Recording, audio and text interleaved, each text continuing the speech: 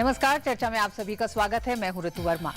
आज हम बात कर रहे हैं बढ़ते मामले जो लगातार आ रहे हैं बाल यौन शोषण के। पिछली कुछ घटनाओं ने हमें उद्वेलित करा, कुछ सवालों की तरफ हमारा रुख किया है। सवाल ये है कि यौन शोषण को रोकने के लिए 2012 में पॉस्को कानून बना।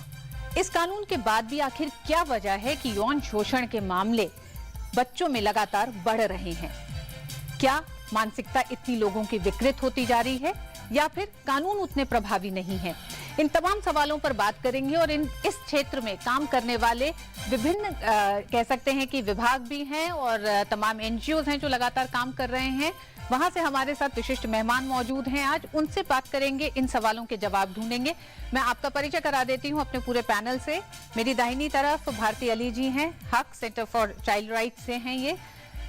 उनके साथ हैं रेखा शर्मा जी हैं, एनसीडब्ल्यू की सदस्य हैं।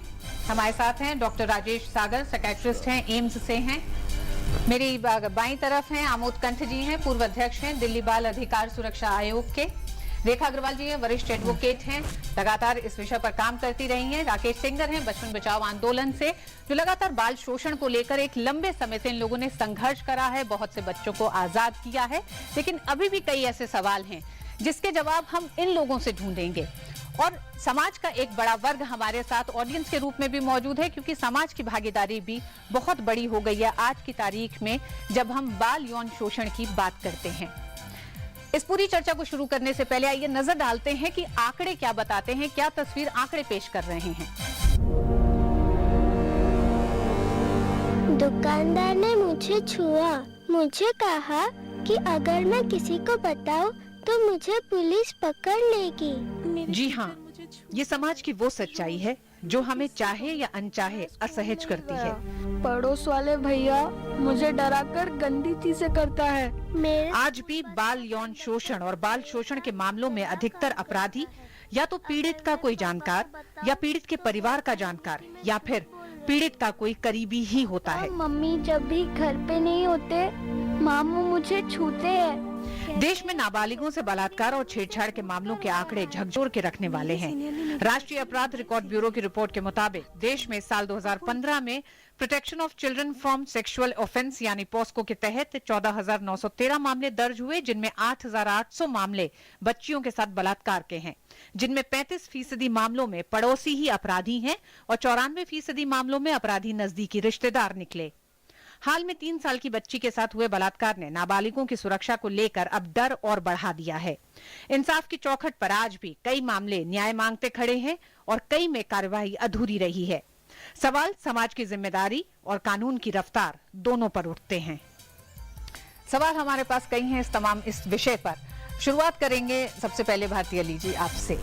क्या आपको लगता है जो क्राइम ब्यूरो का जो एक तरह से जो रिसर्च जो स्टडी बता रही है 53% इजाफा क्राइम अगेंस्ट चिल्ड्रन और विशेष तौर पे यौनिक हिंसा में बढ़ोतरी है, इसमें कोई दो राय नहीं। लेकिन हमको समझना होगा कि ये कानून आने के बाद से इस पे रिपोर्टिंग भी बढ़ी है, तो लोगों ने रिपोर्ट करना शुरू किया है। इसलिए आज हमें दिख रहा है कि वो क्राइम जो पहले कभी रिपोर्ट नहीं होता था वो रिपोर्ट हो रहा है। हालांकि अब भी पूरी तरह से नहीं हो रहा है, पर उसमें बढ़ोतरी है।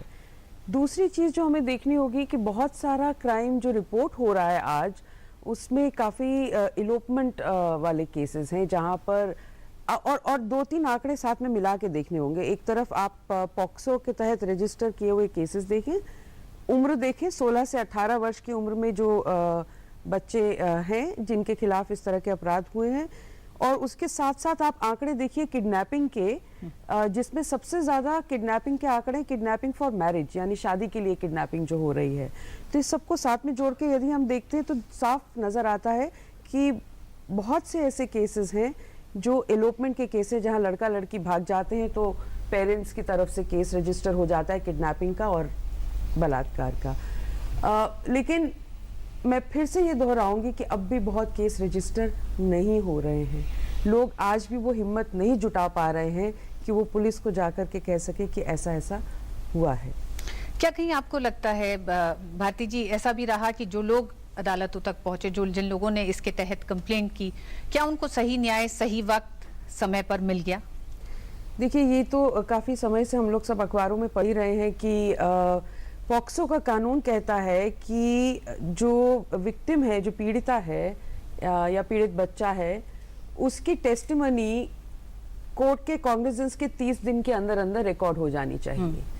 यानी कि आज कोर्ट में चार्जशीट फाइल हुई, उसके बाद कोर्ट बहस करेगा कि कौन सा चार्ज बनता है अक्यूज के ऊपर, वो तय होने के बाद 30 दिन के अंदर अंदर पीड़िता की टेस्टिमनी रिकॉर्ड हो जानी चाहिए। लेकिन हमारा रिसर्च, हमारी स्टडी, हमारे आंकड़े बार बार बता रहे हैं कि कम से कम 6 महीने लग जाते हैं वो टेस्टिमनी रिकॉर्ड करने में। टेस्टिमनी रिकॉर्ड होने के बाद जो ट्रायल चलता है वो 3 साल तक चल सकता है ट्रायल। तो जो 2012 के केस है, 2013 के शुरुआत के केस हैं, आज तक वो समाप्त नहीं हुए हैं, वो अब भी ट्रायल पे चल रहे हैं। तो ये दुविधाएं हैं जिनसे हमें कुछ तो करना होगा। बिल्कुल। सबसे पहले हम जानना चाहेंगे आमोद जी, आप लोग एक लंबे समय से प्रयास के जरिए भी, और आप दिल्ली बाल अधिकार सुरक्षा आयोग में भी रहे, अध्यक्ष रहे हैं आप उसके, क्या आपको लगता है, आपने तो एक तरह से दिल्ली की कानून व्यवस्था भी देखी है और उस दौरान में तमाम ऐसे बच्चे आपके सामने आए होंगे जो इन शोषणों का शिकार होते रहे हैं। गनीमत, आपने याद तो किया, आपने याद तो किया कि मैं पुलिस में भी था। कमी कहाँ लगती है आपको? देखिए, ऐसा है कि मैं हर दृष्टिकोण से इसको देखना चाहूँगा, इस पूरे विषय को। पुलिस, चूंकि आपने मेंशन नहीं किया, मैं कह दूं मैं डीजी पुलिस रह चुका हूँ 2 प्रदेशों का, और दिल्ली में लंबे समय तक रहा मैं। देखिए, ये जो आंकड़ों की बात है, जो अभी 14,000 के आंकड़े बताए गए, इन आंकड़ों से मैं चकित नहीं हूँ। मैं चकित इसलिए नहीं हूँ, एक तो भारती ने थोड़ा स्पष्टीकरण किया इसका और ढंग से किया, और मुझे याद है कि 2007 में national study on child abuse finalize किया गया, ministry of women and child development का था। ये दुनिया में सबसे बड़ी स्टडी मानी गई, चूँकि 18,500 रेस्पोंडेंट इसमें थे और यूनाइटेड नेशंस की स्टडी थी वो, और मैं उसका टीम लीडर था, मिनिस्ट्री के साथ काम कर रहा था, प्रयास के साथ काम कर रहा था। इसमें जब ये मालूम हुआ पहली बार कि 53% बच्चे, यानी 18,400 में 53% बच्चों ने, लड़के लड़कियों ने बराबर ये स्वीकार ही नहीं किया बल्कि डिस्क्लोज किया कि हमारे साथ सेक्सुअल अब्यूज़ हुआ। और उस समय ये आंकड़े बहुत कम थे, बहुत कम। 2007 में आंकड़े क्या आधे नहीं, 1/4 भी शायद नहीं रहा होगा भारती, मेरे ख्याल से उससे ज्यादा नहीं रहा होगा। और हमें लगता है उसके अलावा शायद कोई इस तरह की स्टडी हुई भी नहीं। ये सबसे बड़ी स्टडी, और इसी स्टडी की वजह से पॉक्सो बना। पॉक्सो बना ही इस स्टडी की वजह से। इस स्टडी के फाइंडिंग के बाद जो है लोगों ने फैसला किया कि एक अलग से कानून होना चाहिए, क्योंकि इंडियन पिनल कोड में जो प्रोविजंस थे, अननेचुरल सेक्स था, रेप था, आउटरेजिंग मॉडेस्टी थी, 3 ढंग के प्रोविजंस थे, वो अपने आप में पूरे नहीं थे। अब पॉक्सो में बहुत सारे हो गए, वॉयरिज्म है, स्टॉकिंग है, सेक्सुअल हरासमेंट है, ये तमाम प्रोविजंस आ गए, जिसकी चर्चा आगे हम करेंगे। उन तमाम प्रोविजंस में बहुत लिबरल ढंग से हम लोगों ने इस विषय को चुना, और यही कारण है कि तो नंबर तो बढ़ने ही बढ़ने हैं, इसकी चिंता आप ज़्यादा ना करें। ज़्यादा आवश्यक बात यह है कि ये घटनाएं हो रही हैं, ये घटनाएं हो रही हैं, और अगर हम 18,500 जिनकी चर्चा मैं कर रहा हूँ 2007 में, उनमें शायद 10 केस भी नहीं थे रजिस्टर्ड केसेस जो हम लोगों को मिले, 10-15 भी नहीं मिले। इसका मतलब है कि पता नहीं कितने % लोग जो है केस रजिस्टर करवाते ही नहीं थे।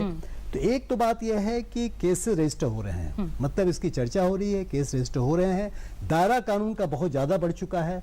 तो ये फिगर्स जो हैं, इससे लोग चिंतित ना हो, ज़्यादा परेशान ना हो। ये सही है कि केस रजिस्टर हो रहे हैं। अगर मान लीजिए कि केस रजिस्टर ना हो तो क्या होगा? दिल्ली की बात आप उठा लें कि दिल्ली में अपराधों की संख्या बड़ी भयंकर चर्चा चल रही है। नेशनल क्राइम रिकॉर्ड ब्यूरो के आने के बाद 2 लाख के आसपास कैपिटल इसे कहा जाता है। 2 लाख टोटल क्राइम दिल्ली में हो गए। माफ कीजिए कि जब हम लोग थे तो ये अपराध मुश्किल से कभी 40,000 50,000 थे, हालों हाल तक 50,000 थे, 4 गुना बढ़ गए ये क्राइम।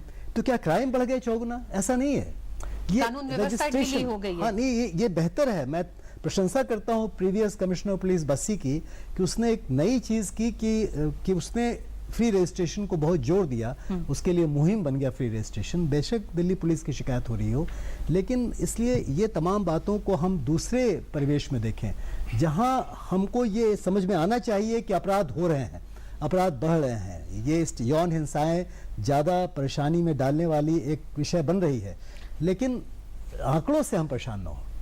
सिर्फ आंकड़ों से हम स्थिति का जायजा न लें, स्थिति का जायजा उसके असल स्वरूप से लें, उसकी समस्याओं से लें, उसके स्वरूप पर भी कारणों आएंगे से लें। आमोद जी, उस पर भी बात करेंगे कि आखिर क्या वजह है कि ये भी अगर आंकड़े हैं जी। या इन आंकड़ों को देखते हुए कितने लोग आगे आते हैं और कंप्लेंट करने, और अगर नहीं आ रहे हैं तो उसकी क्या वजह है, बच्चों पे क्या असर है, इन तमाम पहलुओं पर बात करेंगे।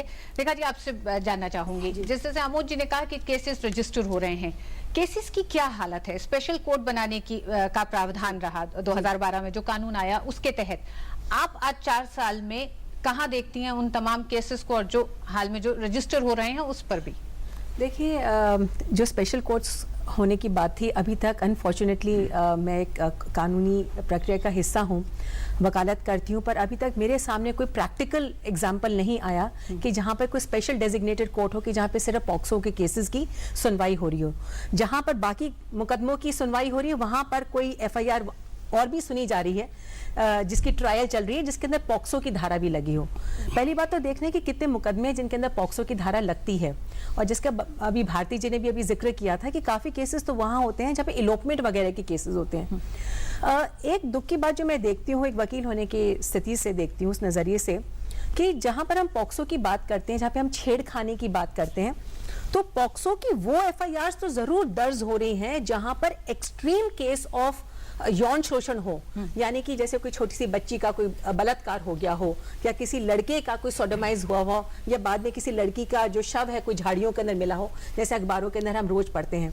पर जो अपने घरों के अंदर होते हैं छेड़छाड़ के जो केसेस होते हैं, जहाँ पे खुद का नजदीकी रिश्तेदार या पर्सन और ट्रस्ट जिसको हम कहते हैं वो करता है, कोई स्कूल की टीचर कर रही है, वो इस तरह के जो मामले जो होते हैं, जो घरों के अंदर होते हैं, अस्पतालों के अंदर होते हैं, स्कूलों के अंदर होते हैं, वो वाले केसेस अभी भी बहुत कम रजिस्टर होते हैं। एक्सट्रीम केसेस के बारे में तब सुन लेंगे कि बलात्कार हुआ, किसी बच्चे की झाड़ी के अंदर शव मिला, या किसी लड़के को उसको सोडोमाइज करा हुआ पाया गया। परंतु इस तरह के केसेस को रिपोर्ट करने के अंदर अभी भी एक बहुत बड़ी झेप है, जो मुझे लगता है कि जो विक्टिम होता है, या तो विक्टिम खुद ही अपने आप को एक्सप्रेस नहीं कर पाता है, बहुत सारे कारण होते हैं जो भी अपनी उसमें क्लिपिंग में भी दिखाया, परिवार के जो लोग होते हैं वो उसको रिपोर्ट नहीं करते हैं। तो जहां पर या तो 302 का मुकदमा साथ में जुड़ जाता है उस पॉक्सो के साथ के अंदर, तो जो पॉक्सो जो मेन चीज जो होती है वो हाईलाइट नहीं होती है, और जो स्ट्रेस हो जाए 302 की धारा के ऊपर पहुंच जाता है कि भाई उस बच्चे के शव मिला। अक्सर केस हम एक्सट्रीम के देखते हैं। तो एक एज लॉयर के नजरिए से जो मैं ऑफ कोर्स इसमें एक तो खुशी की बात होगी कि पॉक्सो के केसेस ना हो रिपोर्ट हो, परंतु दूसरा उसका जो फ्लिप साइड में देखती हूँ कि अभी भी कोर्ट्स के अंदर बहुत सारी एफआईआर पॉक्सो की ना तो दर्ज होती हैं, और अगर दर्ज होती है तो उनकी जो सुनवाई है वो एक आम भारतीय दंड अधिनियम की जो बाकी धाराएं हैं उनके अंदर छिप जाती है, एंड सिर्फ एक पॉक्सो पर से, यानी कि सिर्फ एक पॉक्सो की एक धारा लगी हुई हो एक केस के अंदर, उसकी सुनवाई जो है, ऐसे केसेस बहुत ज्यादा कम है, और उनकी रिपोर्टिंग या तो नहीं हो रही है या उनकी तवज्जो नहीं दी जा रही है, और ना ही ऐसे लगता है कि हमारे, माफ करिए, कि जो हमारे जो जजेस हैं उनके अंदर भी, और जो वकीलों के अंदर जो सेंसिटिविटी आनी चाहिए इस तरह के केसेस को वो ट्राई करने के लिए, उनके लिए बहुत ज्यादा वर्कशॉप्स करने की जरूरत है कि जहां पे उस बात को रियलाइज करें कि पॉक्सो अपने आप में ही एक बहुत बड़ा क्राइम है, जिसको रोकने के लिए हम एक स्पेशल कोर्ट्स की, इमीडिएटली फास्ट ट्रैक कोर्ट्स की जरूरत करनी है। बिल्कुल, उस पर भी बात करेंगे। रेखा जी, आपसे जानना चाहेंगे, जिस तरह से अभी रेखा कह रही थी कि बहुत से केसेस आते ही नहीं है, लोग, संकोच है लोगों में, क्या आपको लगता है आप तक लड़कियां पहुंचती हैं, इस तरह की कंप्लेंट्स पहुंचती हैं? अगर पहुंचती हैं तो उनकी क्या इनहिबिशंस भी होते हैं साथ में जब वो आती हैं? जैसे रेखा जी ने बोला, वैसे केसेस बहुत कम आते हैं जहां परिवार के लोग इन्वॉल्व होते हैं। जो एक्सट्रीम केसेस हैं वो आते हैं, उसमें से भी लोगों को ये नहीं पता होता, even I am sorry to say कि पुलिस वालों को भी पता नहीं होता कि यहाँ पॉक्सो लगेगा। जैसे मैं कई केसेस में कई जगह गई, उनको वो वहां पे बच्चा इन्वॉल्व होता है, रेप का केस है, लेकिन पॉक्सो नहीं लिखा होगा, हमारे कहने के बाद कि ये बच्चा है 18 साल से कम का है, यहाँ पे ये पॉक्सो लगेगा। उसके बाद भी अगर बता भी देते हैं तो बच्चे को उस तरह से ट्रीट नहीं किया जाता, उसको पुलिस थाने में बार बार बुलाया जाता है, उसके वहां पे गवाह उसकी जैसे पहचान कराई जाती है, जो कि पॉक्सो में नहीं करानी चाहिए, वो पॉक्सो में सामने ले जाके उनके सामने पहचान कराई जाती है। तो इनसेंसिटिविटी कहीं ना कहीं पुलिस वालों की वहां बहुत ज्यादा नजर आती है। इवन घर वालों को भी, मैंने ये बहुत सारे केसेस में, और हमारे बचपन में तो ये पॉक्सो वगैरह थे भी नहीं, और हम सब ने देखा होगा मेरे ख्याल से आसपास भी, और हम सबके साथ भी कहीं ना कहीं परिवार के लोग ये सब ज्यादा इन्वॉल्व होते हैं। एक स्टडी थी अभी रिसेंटली, अभी भी जो क्राइम ब्यूरो ने भी जो अपनी स्टडी दी है उसमें उनका कहना है कि 40% घर वाले घर के ही लोग घर के ही लोग होते हैं। और हमें अपनी बच्चियों को ये जरूर बताना है, जो राइट टच और रॉन्ग टच है वो जरूर बताना चाहिए, क्योंकि जो भी, चाहे मामा चाचा कोई भी हो, वो कैसे टच करता है और उसकी क्या गलत है और क्या सही है वो जरूरी है।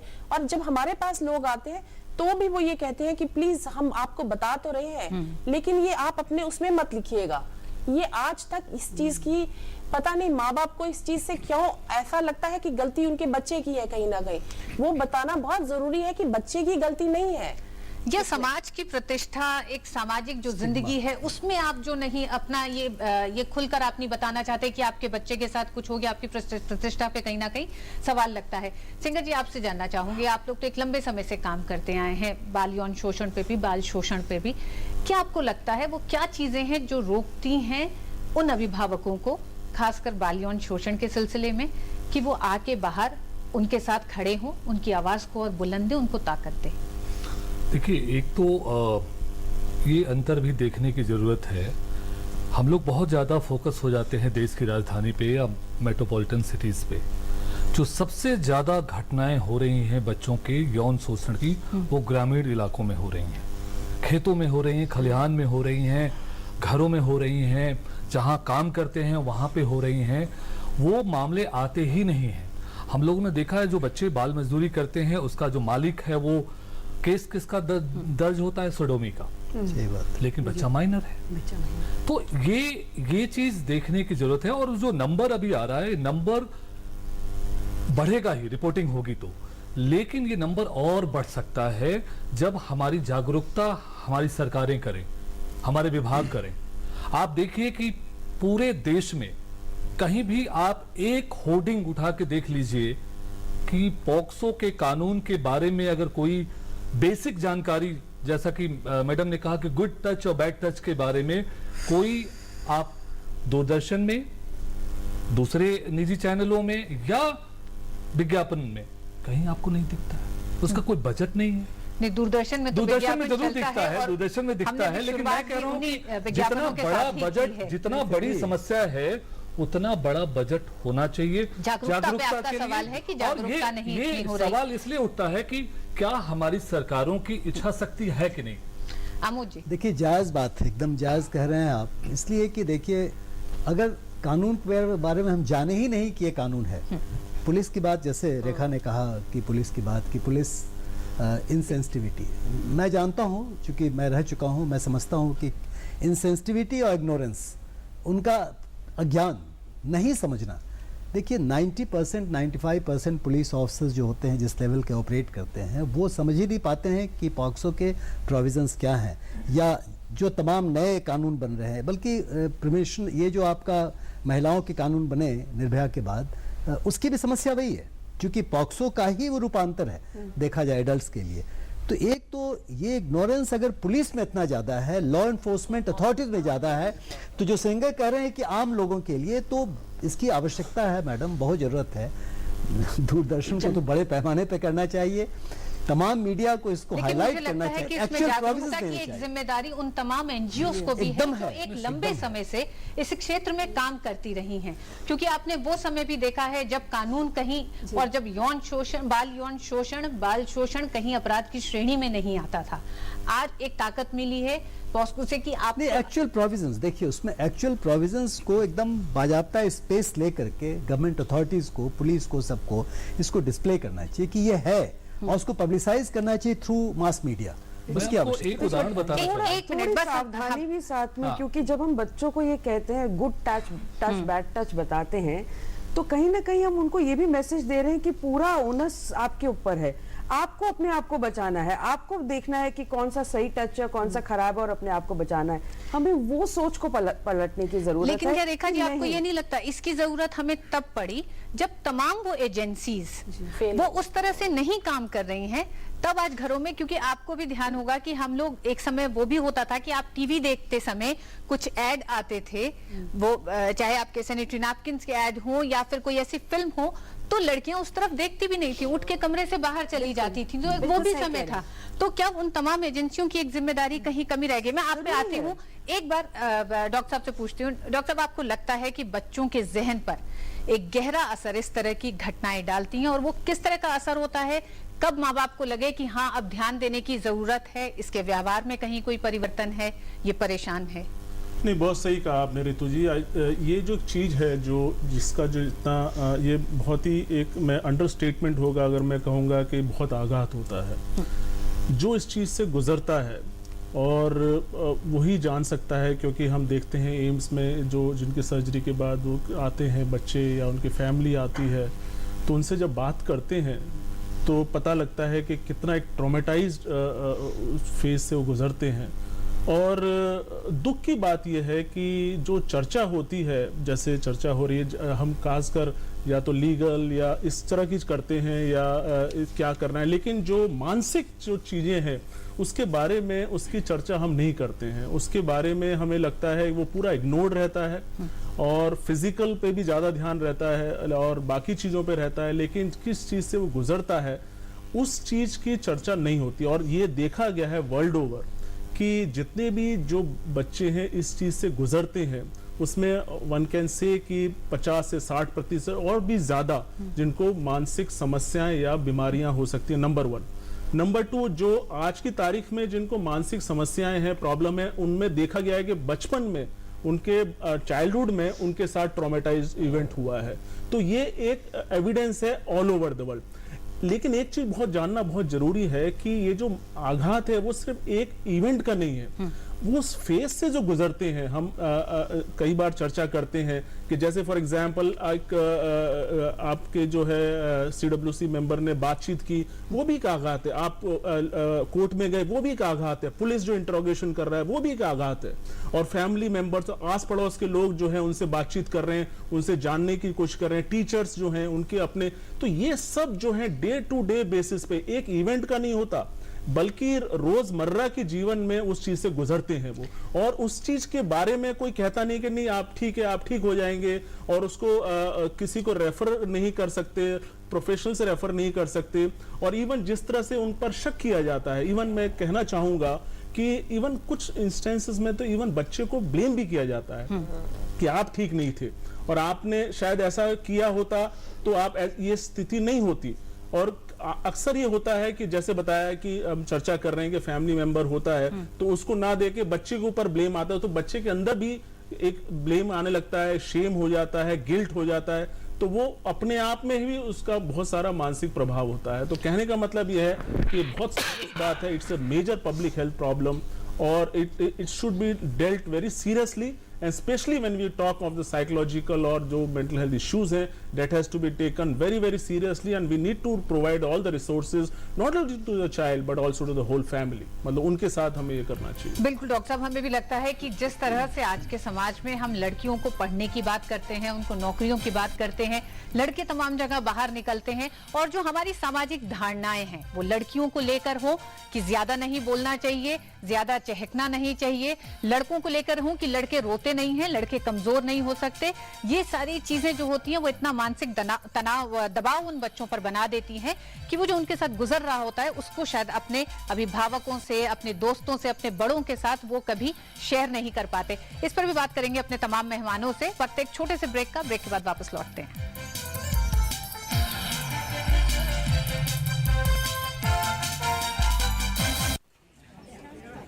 साहब जी, ये हमारा जॉब कार्ड, ये हमारे काम की अर्जी। ठीक है। पावती तो दीजिए। अरे हम पे भरोसा नहीं है क्या? बात नियम की है साहब जी। पावती नहीं होगी तो पता कैसे चलेगा कि 15 दिन के भीतर हमको काम मिला कि नहीं मिला? और अगर हमको 15 दिन के भीतर काम नहीं मिला तो फिर हमें बेरोजगारी भत्ता कैसे मिलेगा, बताइए जरा। अच्छा रुको, देता हूँ। महात्मा गांधी नरेगा, हक ग्रामीण का, विकास गाँव का। अब ठीक है। भाई बोले तो अपुन के एरिया में अपुन से बड़ा डेंजर कौन आ गया भाई? डेंगू और चिकुनगुनिया। बोले तो दोनों का गेम बजाते थे भाई। अरे पापा, कूलर में मच्छर की फैक्ट्री डाले लाए क्या? ड्रम, कूलर, गमले, पक्षियों के बर्तन वगैरह को हर हफ्ते साफ करने का। टायर, प्लास्टिक के कप, ग्लास, नारियल के खोल में पानी जमा न होने दे। डेंगू और चिकनगुनिया का मच्छर साफ पानी में पनपता है। मच्छर के काटने से बचे। बुखार हो तो पैरासीटामोल लेने का, एस्प्रिन नहीं। पर भाई ये बीमारी का पता कैसे चलेगा भाई? सीधा है रे, बदन दर्द, सर दर्द, तेज बुखार, थकावट, बदन पे दाने निकले तो मतलब डॉक्टर को मिलने का, खुद डॉक्टर नहीं बनने का, समझा? वाह भाई, आप तो सचमुच के एमबीबीएस हो भाई। बचपन में पेड़ चढ़ना अच्छा लगता था, बड़ी हुई तो सब चाहते थे कॉर्पोरेट लैडर चढ़ जाऊं। कुर्सी पर बैठे इनविजिबल सीढ़ियां चढ़ना नॉट माय स्टाइल। मुझे पसंद है टेक्नोलॉजी और पहाड़ चढ़ना, and this is the only job जो मुझे दोनों करने देता है। It's lonely at the top, but the view it's incredible. हम है भारत के सबसे एक्साइटिंग वर्क प्लेस और हम दे रहे हैं आपको एक ऑफर। भारतीय सेना, आम नहीं ये जिंदगी।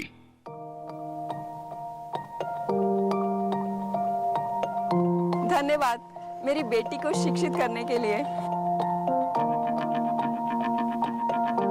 धन्यवाद मेरे स्वास्थ्य का ध्यान रखने के लिए। धन्यवाद मेरे गांव को सड़क से जोड़ने के लिए। धन्यवाद मेरा रिटायरमेंट सुरक्षित करने के लिए। धन्यवाद मेरी फसलों के बीमा के लिए। धन्यवाद मेरे मिड डे मील के लिए। आप सभी टैक्स पेयर्स का कोटि कोटि धन्यवाद। हमेशा की तरह इस महीने की 15 तारीख तक अपना अग्रिम कर देना न भूलें। आप समझ क्यों नहीं रहे? वो बहुत परेशान करते हैं मुझे, रैगिंग के नाम पे टॉर्चर करते हैं। सीनियर्स रैगिंग नहीं करेंगे तो तुम स्मार्ट कैसे बनोगे? तुम्हारा कॉन्फिडेंस कैसे बढ़ेगा? Be a man. I am sorry बेटा, आई एम रियली सॉरी। आपके बच्चे की छोटी सी शिकायत किसी बड़ी मुसीबत का पैगाम हो सकती है। उसे नजरअंदाज ना करें। Don't ignore, take action.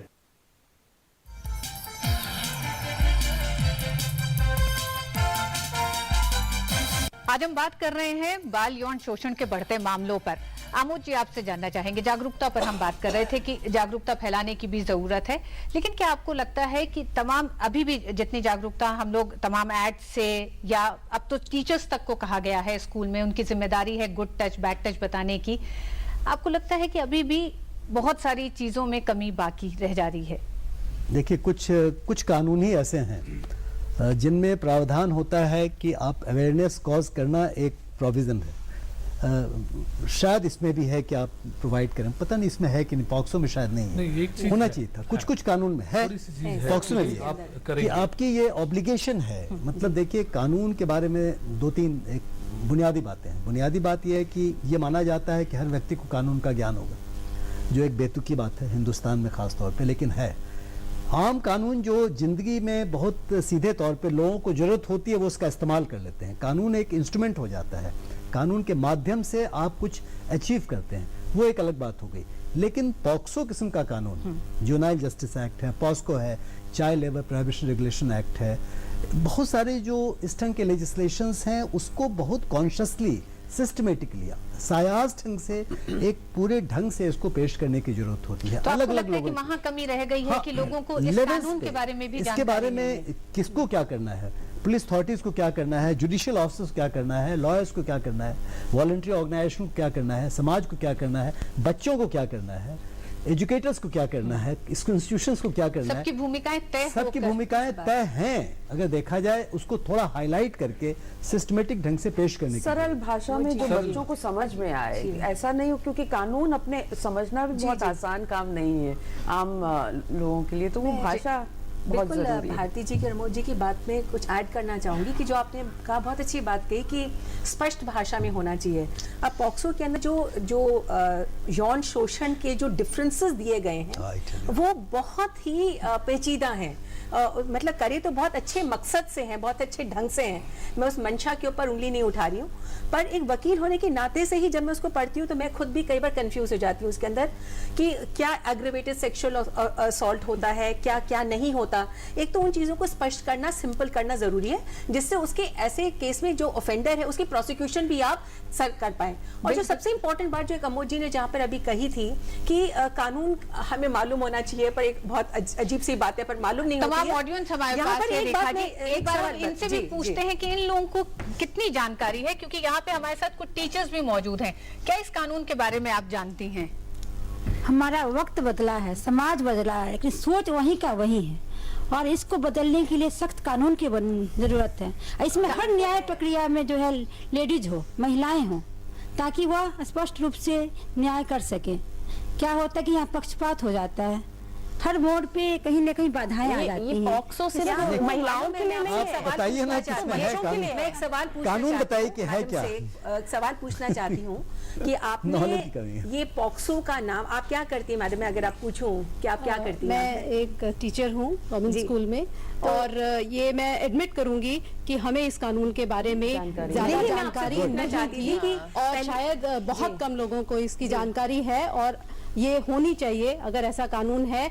और इसके साथ मैं एक बात जोड़ना चाहूँगी कि हम एक जो डिस्कशन कर रहे हैं उसमें ज़्यादातर हम ये बता रहे हैं कि कानून जो है वो है और हमें उसको रिपोर्ट करना चाहिए, लेकिन हम एक पक्ष जो हम छूट रहा है, जैसा कि मुझे लगा कि हमें सबसे ज़्यादा ये बताना चाहिए कि ये कानून कैसे सुरक्षा प्रदान कर रहा है। जो पीड़ित है उसे इस बात की इंश्योरेंस हो कि हाँ, ये कानून मेरी सुरक्षा करेगा, अगर मुझे कोई दिक्कत है, कोई परेशानी है, तो मैं आगे बढ़ूं और मुझे ये सुरक्षा मिलेगी। बिल्कुल। यहाँ पे मैं एक तसल्ली देना चाहती हूँ इसी बात के ऊपर, सुरक्षा की बात के ऊपर।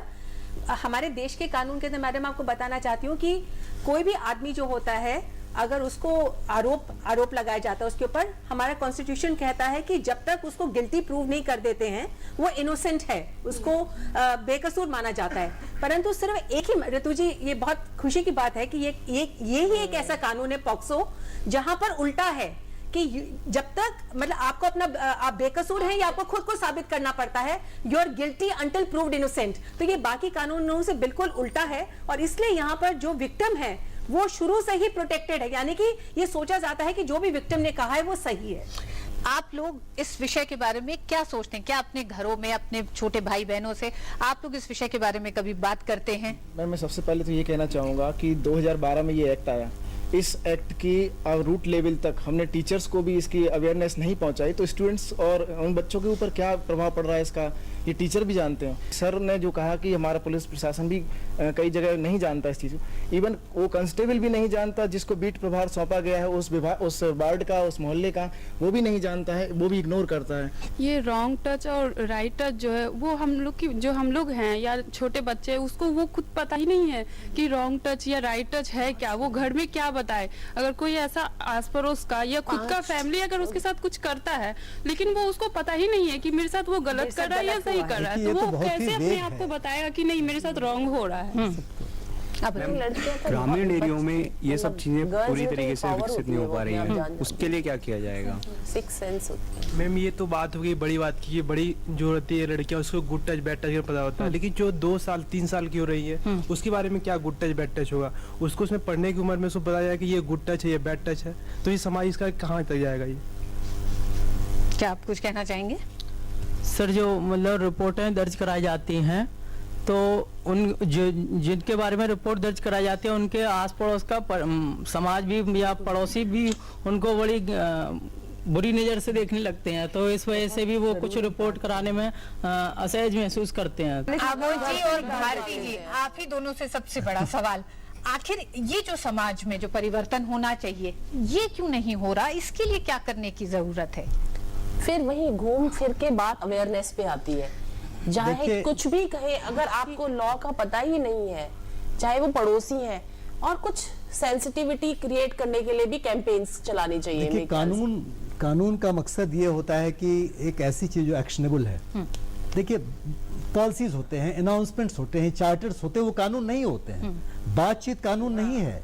रॉन्ग टच राइट टच भी कानून नहीं है। मैं कानून तो एक देखिए पक्ष हुआ, कानून का देखिए, किसी चीज को आपने कानूनी तौर पे गलत डिक्लेयर कर दिया मान लीजिए, हाँ।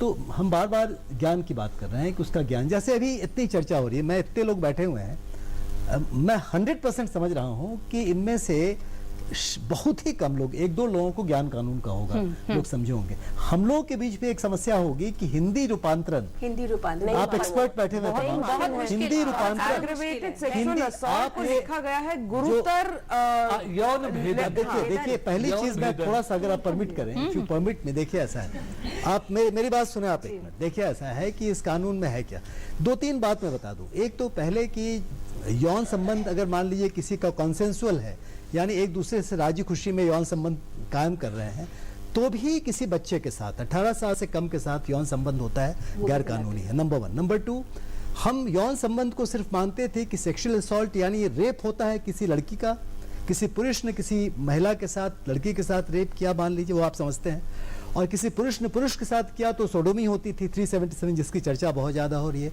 अब है कि वैसे रेप करना ही नहीं, यानी पेनाइल वेजाइनल रेप के अलावा यहाँ पे किसी ऑब्जेक्ट से, किसी और चीज से भी अगर बॉडी में इंसर्ट किया जाता है तो उसको किसी भी पार्ट में, उसको किसी पार्ट में उसको रेप माना जाता है। तीसरी बात यह है कि अगर आप चुपके चुपके किसी को देख रहे हैं, कहीं पे किसी का पीछा कर रहे हैं, किसी को जो रॉन्ग टच राइट टच की बात कर रहे हैं, छू रहे हैं, महसूस कर रहे हैं किसी को, तो ये तमाम चीजों को अपराध की सीधे श्रेणी में डाल दिया गया है।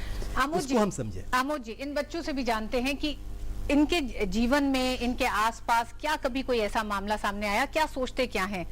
जी मैम, मैंने जब आज अपने विद्यालय में बात की कि आज चर्चा में चलना है, तो मेरी एक मित्र थी, महिला मित्र, तो उन्होंने कहा कि पहले तो उन्होंने दूरदर्शन को धन्यवाद दिया कि भाई ये बहुत अच्छा उन्होंने मुद्दा उठाया। फिर मुझे लगा कि वाकई में उनके साथ ऐसा कुछ हुआ है, तो मैंने उनसे मतलब थोड़ा पर्सनली होकर पूछा कि आपके साथ कुछ ऐसा हुआ है, तो वो बोली कि हाँ, जब मैं 10 साल की उम्र में थी तो मेरे मौसा जी थे, उन्होंने मुझे मतलब बहुत गंदे तरीके से ट्रीट किया था, लेकिन मैंने सिर्फ इसलिए अपने मम्मी पापा से नहीं बताया कि उनसे रिश्तेदारी टूट जाएगी और उनसे हमारा मेरी अलग बदनामी होगी, लेकिन और अभी भी वो इस तरह की हरकतें करते हैं। बिल्कुल, ये भी एक संकोच है क्या? मैम, यहाँ पे बैठी जितनी भी लड़कियां हैं, मैं उनसे भी पूछना चाहूँगी कि वो कभी ना कभी बचपन में जब वो छोटी रही होंगी तो कभी ना कभी शोषण की शिकार हो चुकी होंगी।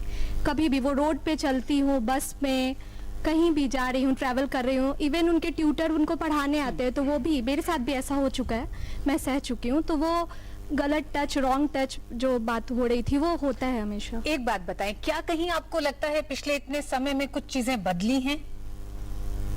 नहीं मैम, मुझे नहीं लगता ऐसा, क्योंकि मैं आज भी सुनते आ रही हूँ मेरे पेरेंट्स में। मत बोलो आप। आपने कहा गुड टच बैड टच, हमें जो सिखाने वाले हमारे पेरेंट्स जो हमको बताते हैं, बेटा तुम ये गुड टच है, ये बैड टच है, तुम समझो। जब हम कोई केस लेके, कोई बात लेके उनके पास जाते हैं तो उनका स्टेटमेंट रहता है, अच्छा ठीक है चुप रहना, किसी से बोलना मत, स्पेशली पापा से तो मत बताना वरना वो गुस्सा करेंगे, एक काम करना नेक्स्ट टाइम से उनके आसपास मत जाना और हो सके तो उन्हें इग्नोर करना। सर, जब हमारे पेरेंट्स जो हमें सिखा रहे हैं वो खुद ही इस चीज के लिए हमें रोक रहे हैं, तो हम किसके भरोसे जाए और कंप्लेन करे कि हमारे साथ ये हुआ है? बिल्कुल ऐसा हमारे साथ कुछ लड़के भी हैं। रेखा जी, मैं अभी वापस आती हूँ बस एक बार। मैम, मुझे लगता है हमारे समाज में एक सबसे बड़ी कमी ये है कि हम अपने आसपास के माहौल से जल्दी ही निश्चिंत हो जाते हैं, कि जो शायद हम लोग ये समझते हैं कि जो हमारा आसपास का माहौल है वो ऐसा बिहेव नहीं करेगा। एक तरीके से हम शायद निश्चिंत रहते हैं कि शायद हमारे साथ ये चीज नहीं होगी, अगर दूसरे के साथ हो रही है तो होने दो, हमें क्या फर्क पड़ता है। तो अपनी जो भागीदारी है सामाजिक, वो भी हम नहीं निभाना चाहते। मुझे ऐसा लगता है कि ये जो हमारे समाज में घटनाएं बढ़ रही हैं, हम रिश्तों को ठीक मायने में नहीं बना रहे हैं और परिवार न्यूक्लियर परिवार हो गए हैं, जहाँ पे ना तो किसी की बहन है या किसी का भाई नहीं है परिवार में, तो जिससे वो एक दूसरे के प्रति व्यवहार करना भूल गए हैं। मैं ये कहना चाहूंगी कि क्यों हम इंतजार करते हैं कि कोई भयावह स्थिति आए तभी हम कदम उठाएं, क्यों ना हम पहले ही कुछ कदम ऐसे उठाएं। जैसे आप यहाँ पर, मैं इनसे ये बिल्कुल सहमत हूँ कि हम सब जो लड़कियां यहाँ बैठी हैं, हम इसकी सबकी शिकार रही हैं। जरूरी नहीं है हमारे साथ में कुछ ऐसा गलत काम हुआ हो, रास्ते पर चलते कोई फिक्रेबाजी आप पर कसता है, कोई सीटी बजाता है, इसी के लिए कुछ ऐसे कानून होने चाहिए कि यहीं से ये चीजें बंद होनी शुरू हो और वहां तक हम ना जाएं। यही सही है। इसके लिए भी कानून बनाए गए हैं। मैं ये पूछना चाहूंगी कि यौन शोषण होने के बाद जो मानसिकता से गुजरता है बच्चा, तो क्या जो सोसाइटी है उसको बोलती है, बार बार पूछती है, वो भी क्या एक अपराध है? क्या उसके खिलाफ भी हमें कुछ करना चाहिए? हम सिर्फ यही सोचते हैं कि वो एक्ट हुआ, और जैसे सही कहा कि परिवार भी, जो फैमिली मेंबर्स हैं वो भी कहते हैं उसको दबा दो और उसको ना जिक्र करो क्योंकि रिश्ता टूट जाएगा। तो ये समझिए कि जो बच्चा इस चीज़ से गुजर रहा है उसके ऊपर क्या बीतती होगी, क्योंकि सबसे बड़ी जो समस्या है, जो इंसान में जो स्ट्रेस आता है, वो आता है जब कॉन्फ्लिक्चुअल हुआ। आपको पता नहीं कि मैं किस रास्ते जाऊं, मैं ये भी सही है वो भी सही है, तो वो तय नहीं कर पाता। और लेकिन मैं ज़रूर ये बताना चाहूँगा कि कुछ केसेस ऐसे भी होते हैं, क्योंकि इस वक्त स्थिति इतनी ख़राब होती है कि even people they have attempted suicide also, they have completed suicide also. और कुछ लोग, और ये देखा गया है कि हर प्रकार की प्रॉब्लम हो सकती है, मैं बहुत सारी प्रॉब्लम, इवन पढ़ाई लिखाई में उसका ध्यान नहीं होगा, उसका ध्यान खत्म हो जाता है, उसको बहुत सारी बाकी, अगर लड़का है तो वो अल्कोहल और ड्रग अब्यूज में चला जाएगा, और अगर वो खुद जब बड़ा होगा, अगर जैसे मदर बन जाती है तो फिर बच्चे में ओवर प्रोटेक्टिव हो जाती हैं वो। तो ये देखा गया है कि पूरे रेंज ऑफ साइकोलॉजिकल प्रॉब्लम होती है, ना कि एक एंजाइटी, किसी से रिश्ता बनाने में फिर उनको दिक्कत आ जाती है, उन्हें लगता है हर इंसान ऐसा है, तो उनको फिर जनरलाइज करने लगते हैं। तो कहने का मतलब ये है कि इतनी सारी समस्याएं हो सकती हैं, और चूंकि एक और प्रॉब्लम ये है क्योंकि उसके बाद वो उसका पूरा जो एक ट्रीटमेंट होना चाहिए, जो हीलिंग प्रोसेस होना चाहिए, वो भी नहीं हो पाता। वो कहते हैं नहीं ठीक है आप ठीक हो जाओगे, अब इसके बारे में ज्यादा किसी को नहीं बोलो, आप ज्यादा लोगों को पता लगेगा तो आपकी बदनामी होगी। डॉक्टर साहब, तो वक्त एक छोटे से ब्रेक का, और ब्रेक के बाद ये भी जानेंगे अपने विशेष मेहमानों से कि आखिर क्या वजह है कि समाज का प्रेशर इतना ज्यादा होता है बच्चों पर भी और पेरेंट्स पे भी, कि वो उस बात को बाहर नहीं लेके आते।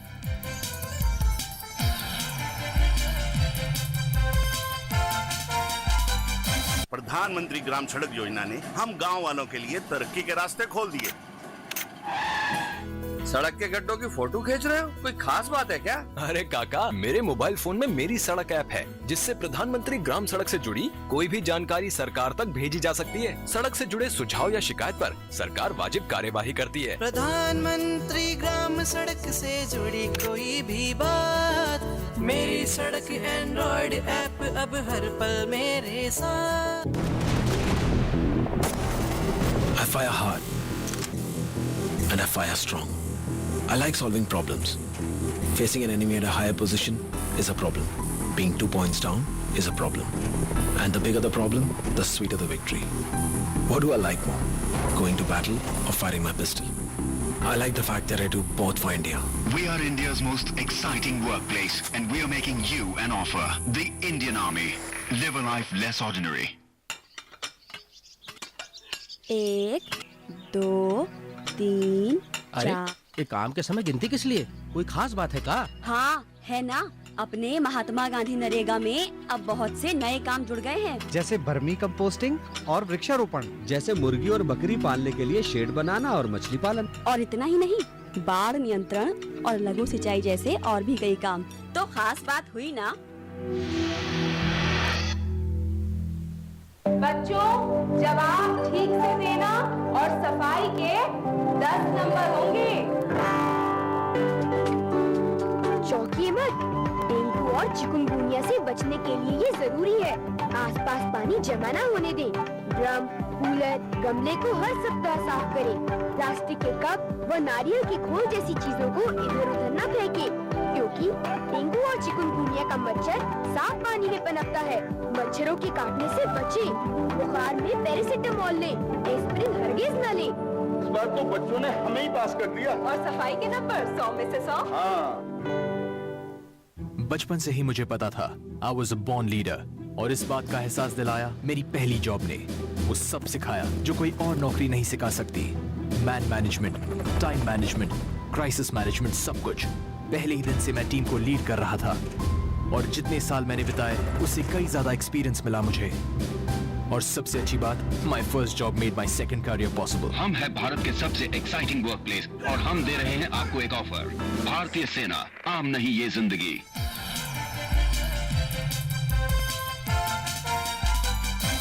और ब्रेक के बाद एक बार फिर आप सभी का स्वागत है। राकेश जी, आपने अभी हमारे ऑडियंस को भी सुना, उसमें बच्चे भी हैं, टीचर्स भी हैं, महिलाएं भी, पुरुष भी। एक सवाल जो सबने किया कि बच्चियां अगर चाहती भी हैं या लड़के भी अपने पेरेंट्स को बताना, तो वो माहौल नहीं है, और बताने के बाद भी उनसे ये कहकर कि अब और लोगों को नहीं बताना है, घर में कुछ सदस्यों को नहीं बताना है और खामोश रहना है। क्या यही ताकत दे रहा है उन तमाम अपराधियों को जो खासकर घर में, रिश्तेदारी में, पड़ोस में जो होते हैं, जब बच्चों को अपना शिकार बनाते हैं? देखिए, निश्चित रूप से आप देखिए कि एक बड़ी घटना हुई थी गुड़िया की जमुना पार में। आप में से बहुत लोगों को नहीं पता होगा कि गुड़िया के केस का क्या हुआ। भारती जी ने कहा 3 साल 4 साल लगते हैं, सजा कम मिलेगी, नहीं पता। वो लड़की, वो बच्ची, मासूम बच्ची देश की राजधानी में नहीं है। उसकी सुरक्षा और संरक्षा की जिम्मेदारी सरकारों की थी। चुनाव में बड़े मुद्दे बने, लेकिन वो गुड़गांव में एक बड़े स्कूल में पढ़ती है, लेकिन वो स्वैच्छिक संगठनों के सहयोग से, सरकार के नहीं, सरकार की जो पहला word use child protection unit बन रही है, उस पूरे पॉक्सो में शुरू होता है कि चाइल्ड प्रोटेक्शन यूनिट है। वो चाइल्ड प्रोटेक्शन यूनिट कहाँ है? तो जो आदमी आके खुल के कहना चाहता है। अब मैं आपको एक बहुत बढ़िया उदाहरण देता हूं। दिल्ली पुलिस ने पिछले साल नॉर्थ ईस्ट में एक ऑपरेशन चलाया। उस 6 महीने के अंदर 500 केसेस स्कूलों से दर्ज किए गए।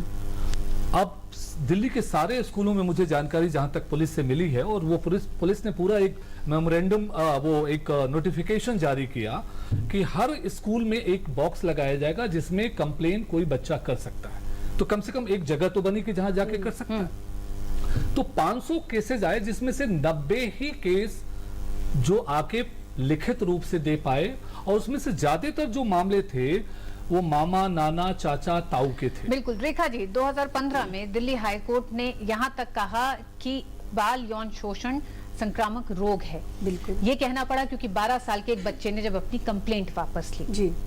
क्या आपको लगता है आज भी उन तमाम बच्चों को ताकत नहीं है, उन पेरेंट्स को ताकत नहीं है?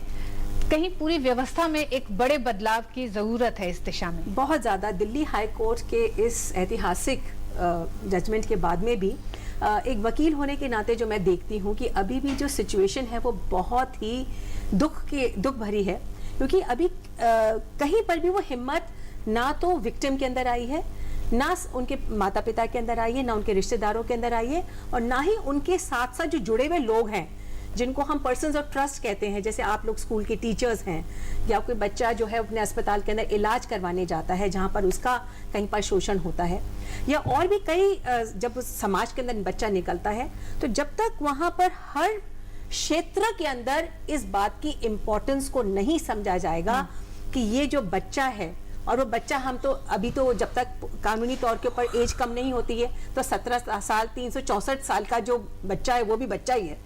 तो जब तक उस सारी बात के अंदर चेंज नहीं आ जाती है, तब तक जो हाई कोर्ट का जो ये एक संक्रामक रोग वाली जो बात थी, ये लगता है कि फैलता ही जाएगा। इसका कहीं पर अभी तक हमने कोई वैक्सीन नहीं निकाला है जो इसको रोक पाए।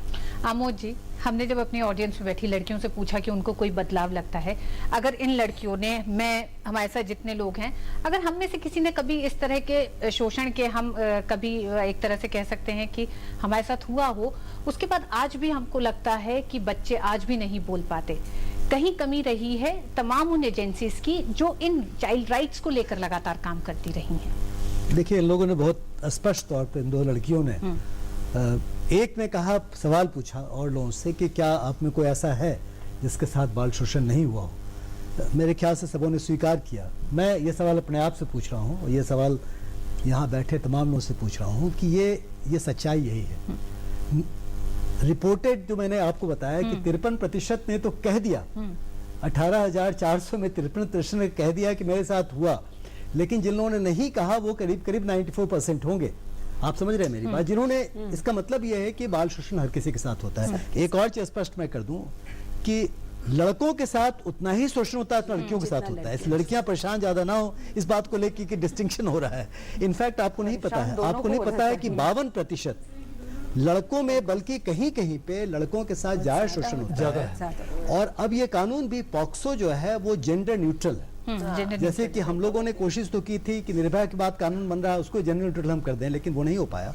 लेकिन फॉर्चुनेटली जेंडर न्यूट्रल है लड़के लड़कियों के साथ। तो इसमें बेसिक बात यह है कि देखिए शोषण तो हर किसी के साथ होता है, आमोद जी, रिपोर्टिंग आपकी नहीं होती। एक जगह बस रोकना चाहूंगी, मैं चाहती हूँ आपको तमाम वो बच्चे भी सुन रहे होंगे, अभिभावक भी सुन रहे होंगे, कैसे उनमें ये ताकत आई कि इसके खिलाफ आवाज उठा सके, इसके खिलाफ बोल सकें। वो स्कूली बच्चे जो स्कूल में शायद कभी महसूस करते हैं, कभी बस में आते समय महसूस करते हैं, कभी ट्यूशन टीचर्स के साथ, कभी घरों में। देखिए मेरा एक्सपीरियंस ये कहता है, ये एक्सपीरियंस पुलिस का भी हो सकता है, प्रयास का हो सकता है, कहीं का हो सकता है, करीब करीब 90-95% पेरेंट्स को, केयर टेकर्स को मालूम हो जाता है कहीं ना कहीं से इस बच्चे के साथ कुछ हुआ है। इसके साथ जो एक यौन शोषण के सिम्टम्स एकदम अलग होते हैं। आम शोषण जो है बच्चे डिफरेंटली रिएक्ट करता है, अधिकतर वो सबड्यूड हो जाता है। आप बेहतर बता पाएंगे कि जहाँ यौन शोषण होता है बच्चे के साथ वो दब जाता है, सबड्यूड हो जाता है, उसके पूरे के पूरे उसका जो उसकी प्रवृत्तियां अलग हो जाती है, जिसको पहचानना ज्यादा आसान है। डॉक्टर राकेश जी, वो क्या लक्षण होते हैं जब हमें बच्चे की तरफ ध्यान देने की जरूरत है? बिल्कुल सही। एक तो हो गया, इसको दो भाग में बांट, एक तो फिजिकल सिम्टम्स होते हैं, मतलब जो कि फिजिकल चोट आई है, जो होता है, जो एक्ट के दौरान जो जाहिर हो जाता है, जो जाहिर प्रेग्नेंट हो जाती है जैसे कई बार, और उसके अलावा और भी इन्फेक्शन और यूरिन इन्फेक्शन और ये सब हो जाता है। उसके अलावा बिहेवियर में जो सबसे बड़ी चीज है कि जो बहुत इंपॉर्टेंट है, जो सबको बताना चाहेंगे, इवन जो दर्शक देख रहे हैं, देखिए किसी भी बच्चे में जो चेंज ऑफ बिहेवियर बहुत इंपॉर्टेंट है। एग्जैक्टली मैं कह रहा हूँ। ये जो पहले जैसे मान लीजिए बच्चा बहुत ही खुश था और सडनली लगने लगा कि अब वो डाउन हो गया है, और पढ़ने में बहुत अच्छा था, लगा कि अब डाउन हो गया है ना। तो एक तो चेंज ऑफ बिहेवियर बहुत इंपॉर्टेंट चीज है। दूसरा ये है कि एकदम ही बहुत जल्दी एंग्शियस हो जाना, डर लगना बिना कारण के, डरने लगने, उदास हो जाना, सहम जाना, और इवन डिप्रेशन भी हो सकता है, नींद में प्रॉब्लम, रात में एकदम जग जाना। अब ये जो लक्षण है, अब ये इंडिकेट कर सकते हैं। अब ये जरूरी नहीं है कि इन सबको जो है ये सब यौन शोषण ही हुआ होगा। ये जनरल सिम्टम भी हो सकते हैं एंजाइटी के या डिप्रेशन के या बाकी प्रॉब्लम के भी, लेकिन खास बात ये है कि ये सारे लक्षण हो सकते हैं उनमें। इसीलिए इंपॉर्टेंट ये है कि पेरेंट्स को जानना इस चीज का, और उसको इग्नोर ना करें। मतलब मान लीजिए और टीचर भी बहुत अच्छी पहचान सकते हैं। जैसे मान लीजिए बच्चा बहुत अच्छा है पढ़ने में, बाद में अब उसका इंटरेस्ट नहीं कर रहा, तो उन्हें ये सोचने की जरूरत है कि वो क्या चीजें हैं जो जिसकी वजह से वो ये हो रहा है। और कुछ सिम्टम्स से बहुत सीवियर भी हो सकते हैं। बहुत से बच्चे किस प्रकार के रंगों का इस्तेमाल कर रहे हैं अपनी ड्राइंग्स में, किस प्रकार की लकीरों का इस्तेमाल कर रहे हैं, तो उससे भी टीचर और इसके साथ साथ जो आंकड़े बताते, स्टडीज बताते हैं कि कुछ बच्चे जो इसका शिकार हो जाते हैं वो बिल्कुल ही गलत लाइन पे भी चले जाते हैं। कि आजकल जो अभी अखबार में रिसेंटली आया था कि जो छोटे बच्चे हैं, जो इस विशेषकर ऐसे बच्चे जो हैं वो पोर्नोग्राफी की तरफ एडिक्शन हो जाती है, क्योंकि वो एक चीज जो उनको जो उन्हें सही टाइम के ऊपर मतलब गलत टाइम के ऊपर उनको नहीं इससे कुछ सीखना चाहिए था, वो उसकी तरफ अभी तक रुझान होना शुरू हो जाता है उन बच्चों का। बिहेवियर कहते हैं, सेक्सुअलाइज बिहेवियर हो जाता है, रुझान करते हैं क्योंकि माइनर का 10 रुपए के अंदर कि वो भी 10 रुपए के अंदर जो बच्चे हैं वो इस तरह के पोर्नोग्राफिक क्लिप्स जो है वो खरीदते हैं। तो वो शर्मा जी, हमने ये भी देखा है उनका कहीं अगर किसी लड़की किसी लड़के के साथ, किसी बच्चे के साथ ये होता है, तो जो अपराधी होता है उसकी छवि इतनी बड़ी होती है उस घर में, वो रिश्ते में ऐसा होता है कि वो बच्चा कहने से डरता है। वो बच्चा इसलिए भी नहीं कह सकता कि तमाम रिश्ते बिगड़ जाएंगे, घर में लोगों के संबंध खराब हो जाएंगे। बच्ची ने कहा था इसीलिए सबसे पहले माँ बाप को बच्चे के साथ दोस्ती का रिश्ता होना बहुत जरूरी है। माँ बाप अगर दोस्त बन के रहे तो बच्चा उससे अपनी मन की बात कह सकता है और उसे ये नहीं लगेगा कि माँ बाप उसे गलत समझेंगे। और दूसरी बात, हम सबको बात करने का अधिकार, जहां एक शटअप कॉल दी जाती है पेरेंट्स से, नहीं बात नहीं करनी, वो चीज नहीं होनी चाहिए। और जिसके साथ गुजरा है, अगर मेरे साथ गुजरा है या किसी के साथ, तो हम बात करें। समाज में अगर हम अपनी बात रखेंगे तो लोगों को ज्यादा से ज्यादा पता चलेगा कि ऐसा होता है, ये मेरे साथ जो हो रहा है ये औरों के साथ भी हुआ है और ये गलत है। अगर ये कह रहे हैं तो गलत।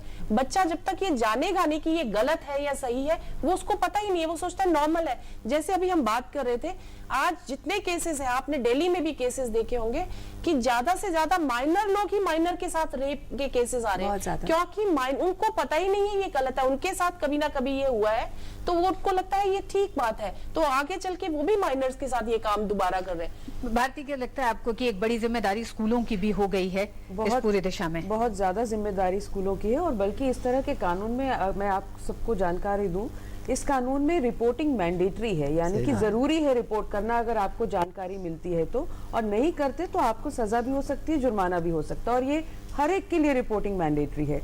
जहाँ तक स्कूल और ऐसी संस्थाओं का सवाल आता है तो और एक ज्यादा बड़ी जिम्मेदारी हो जाती है। अभी हाल में बॉम्बे में एक स्कूल की प्रिंसिपल जो है, हेड मिस्ट्रेस, उन्होंने केस जीता बॉम्बे हाई कोर्ट में, लेकिन उनको लड़ना पड़ा क्योंकि मैनेजमेंट ने उनको स्कूल से निकाल दिया जब उन्होंने एक टीचर के खिलाफ शिकायत की, क्योंकि लड़कियां उनको बता रही थी कि वो टीचर क्या करते हैं। तो कहीं ना कहीं हमें मैनेजमेंट को साथ लेना है और उनके साथ बातचीत करने की जरूरत है। हम अपने टीचरों को सशक्त कर दें, प्रिंसिपल को भी सशक्त कर दें, पर स्कूल का मैनेजमेंट ही साथ नहीं देगा तो वहां भी फेल हो जाएंगे।